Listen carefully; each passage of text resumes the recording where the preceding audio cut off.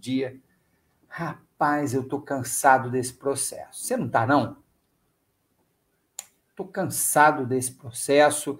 A gente está vivendo, acho que eu estou com 53 anos, né? E sempre quando eu falo a minha idade é porque eu não estou brincando, né? Que eu sempre falo que eu tenho 100 e tantos anos, que eu sou Highlander, e é verdade, mas eu, durante todos esses anos nessa indústria vital, eu nunca vi um momento tão difícil para o processo democrático brasileiro, e não é só isso, um momento de inversão de valores, um momento trágico para o pensamento e para a liberdade, principalmente do processo político do nosso Brasil.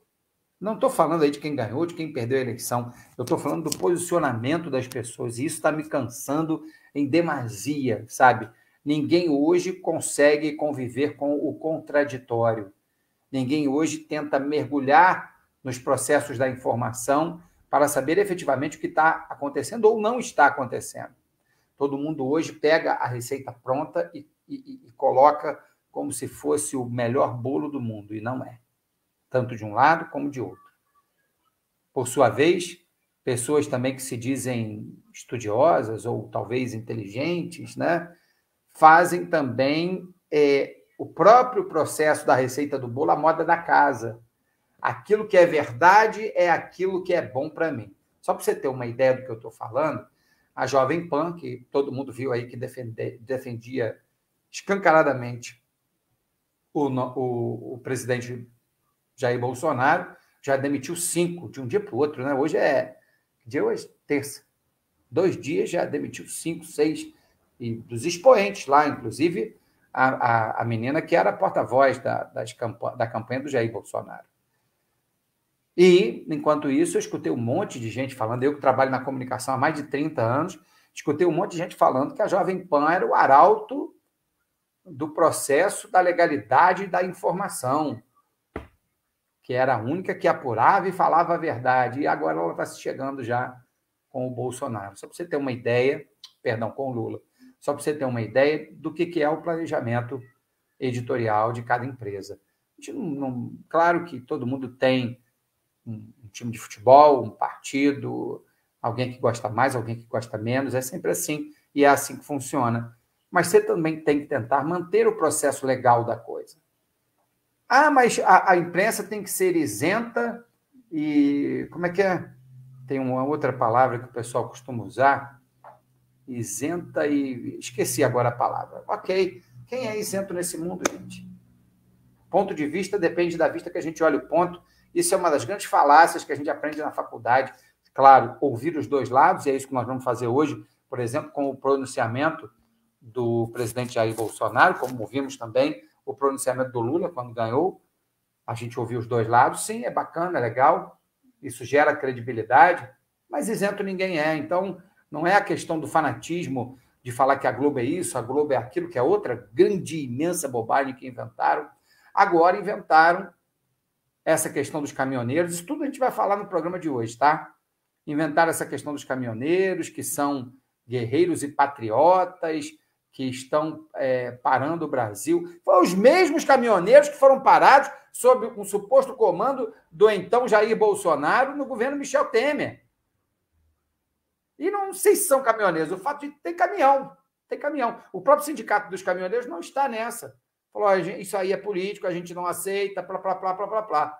E os caras estão aí parando o Brasil nesse momento, porque a gente sabe que tudo nosso é pelas rodovias, ferrovia aqui é muito pouco, prejudicando a vida de muita gente, e aí acham que isso é liberdade, que isso é democracia. Aí você coloca a Polícia Rodoviária Federal para coibir essas atitudes e dar fluidez no direito de ir e vir da população, falam que isso é ditadura. Inverteram os valores da legalidade, da moral, das estruturas de direito, deveres e obrigações. Numa hora ou outra, eu acho que o Alexandre de Moraes pode ter extrapolado no poder que deram a ele. Acho que sim, mas isso não o impede de exercer a função que ele está exercendo. E nem acho que ele está tripudiando ou passando por cima de outros poderes, como a meia dúzia de 3 ou 4 bolsonaristas querem, para achar que isso é ilegal e pedirem, nesse momento da vida, depois desse suor todo que nós conquistamos do processo democrático, pedirem uma intervenção militar, mas é uma intervenção militar que é só para ajustar o Brasil à legalidade, à suposta legalidade que os 22 veem, os 22 veem. Veja bem, eu disse suposta legalidade, porque não é. As pessoas não souberam perder a eleição. Eu não estou falando aqui como alguém que votou no Lula. Estou tentando enxergar do lado de fora. E pelo discurso nada, pela abertura de boca que o Bolsonaro deu hoje, de 2 minutos, deixando o pessoal esperando mais de 1h30, você vai ver que é exatamente isso que eu estou falando. Primeiro, se eu tivesse lá 1h30, eu ia embora. Trabalhando para os outros não dá para ir, né? Eu sozinho, com a minha câmera aqui, ó, minha câmera, meu microfone, eu ia embora. Eu tenho mais o que fazer, ficar esperando o cara 1h30 para ele falar 2 minutos, falar nada com coisa alguma. Foi uma coisa pequena, acanhada, tacanha, de alguém que perdeu e não teve a coragem de encarar as pessoas olhando no olho. Para alguns, ele pode estar até tramando um golpe. Acho que não. Para outros, ele está realmente abatido, perdeu a eleição, uma eleição que ele não esperava perder, porque ele emparelhou o Estado, utilizou a máquina pública, né, gastou dinheiro às pencas e não conseguiu ganhar. De um outro lado, que estava todo mundo. A gente precisa de paz no Brasil. Do outro lado estava todo mundo. Estava a direita mais voltada para o centro, estava o centro, estava a esquerda, estava a extrema esquerda, estava todo mundo que já foi adversário no passado e estavam juntos hoje. Sabe por quê? Porque a extrema direita virou um câncer no Brasil que já gerou metástases. Eu sempre falei isso, né? Tem uma pessoa que eu conheço que até fica chateada quando eu falo isso, porque ela não gosta dessa palavra, porque a gente é antiga, né? Ainda tem esse papo de não pode falar câncer. Então, hoje, o senhor Jair Messias Bolsonaro foi um câncer que deu metástase no Brasil em profusão, porque muita gente se sentiu representada num processo que já era dela, mas ela era acanhada para colocar aquilo para fora. Um processo misógino, um processo preconceituoso, um processo contra os negros, contra os pobres, contra as estruturas pequenas da sociedade, como, por exemplo, os LGBTQIA+. E, na verdade, as pessoas expandiram o que já tinham dentro dela quando se sentiram representadas por um processo que elas se viram, se espelharam para poder seguir em frente. E, a partir desse momento, viam a esquerda, representada pelo Lula, com quase o mesmo processo, o Lula representativo de pequenas, das minorias, representativo de todo um processo de luta democrática que ele participou lá atrás, fundando o PT, reorganizando o processo de esquerda, etc., também veem isso como um processo nefasto, como um processo que deslegitimou o Brasil.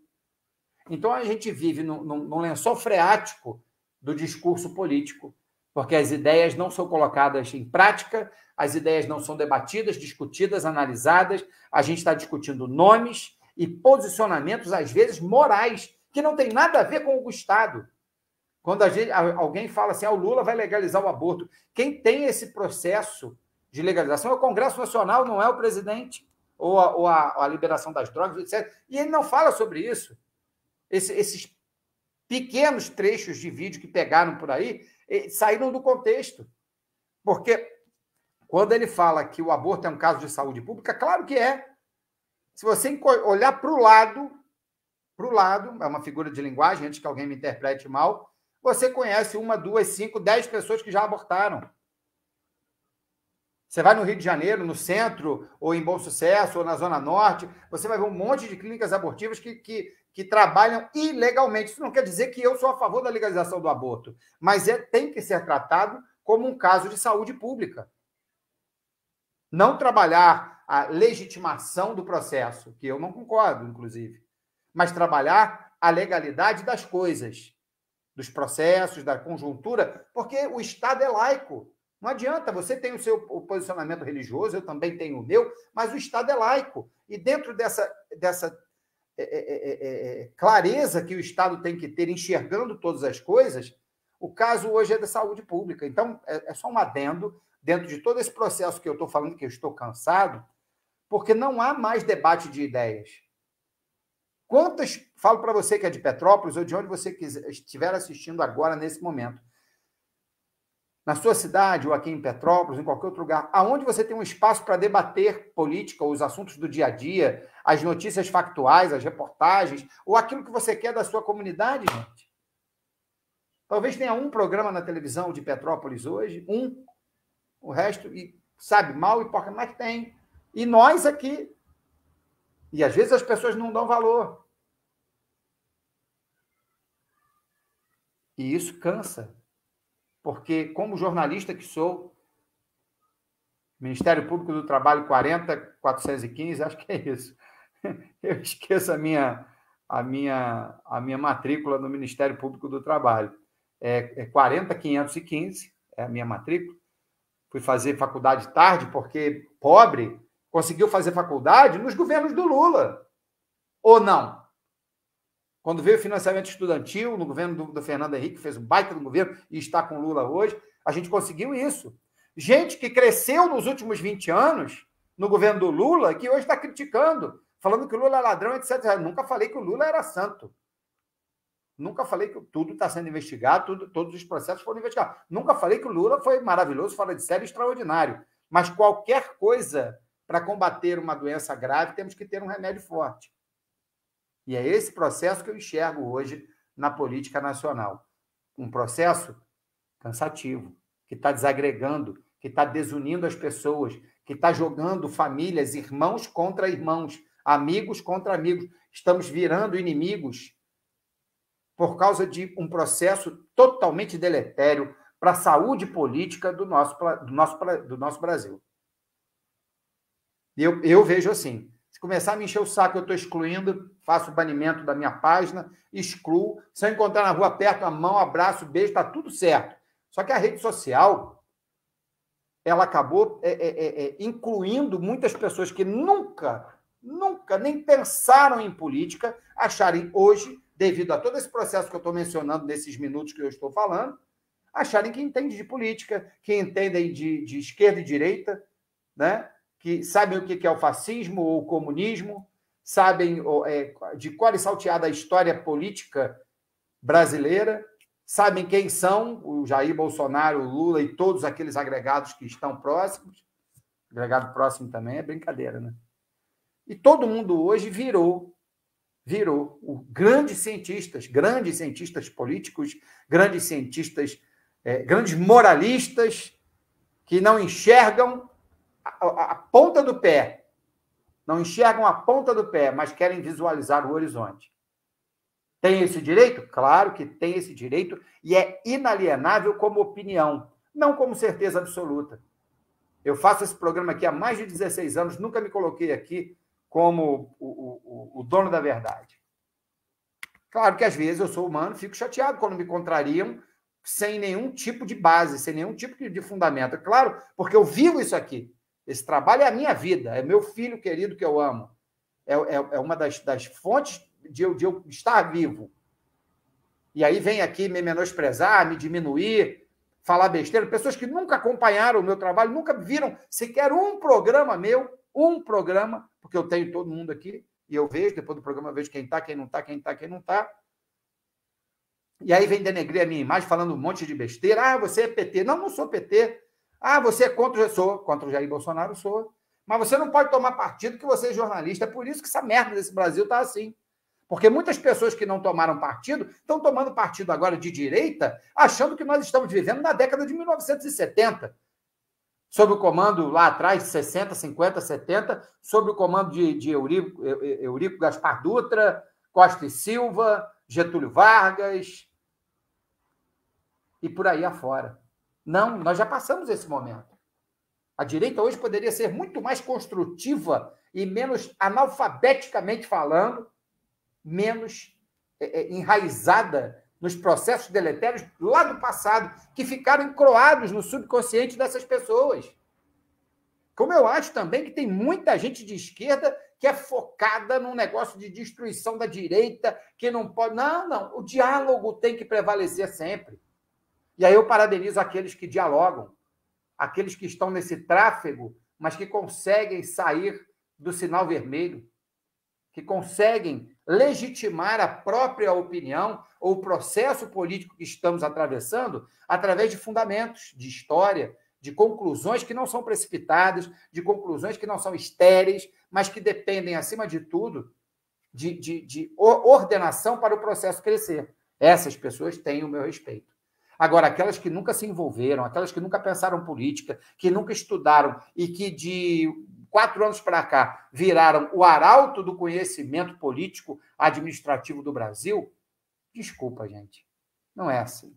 Esse processo não se dá desse jeito, não é dessa forma. Entendeu? Eu não sou... Eu posso me considerar centro-esquerda, talvez, né? Eu não sou um cara de posições legitimadas ou na esquerda ou na direita. Eu tenho minhas convicções políticas, mas as minhas convicções políticas não dependem de nomes, dependem de ideias. E hoje se depauperou, se dessolidificou todo esse processo e nós vivemos de migalhas de estruturas de debates políticos, quando se fala, por exemplo, no Auxílio Brasil, Bolsa Família, Auxílio Brasil, Bolsa Família, Auxílio Brasil, Bolsa Família. Ou seja, dar o peixe, mas não ensinar a pescar. Meu total respeito aos trabalhadores e trabalhadoras do Brasil que ensinam a pescar, professores, jornalistas, assistentes sociais, médicos, todos, de uma forma geral, que ensinam a pescar. E é isso que a gente está precisando. Só que para pescar o meu peixe, eu não preciso agredir o pescador do lado. E o pescador do lado não precisa agredir a mim. Ou senão nós vamos falar igual a música do Rapa, estamos pescando apenas ilusões estéreis, contraproducentes à nossa felicidade. E é por isso que hoje me sinto desanimado.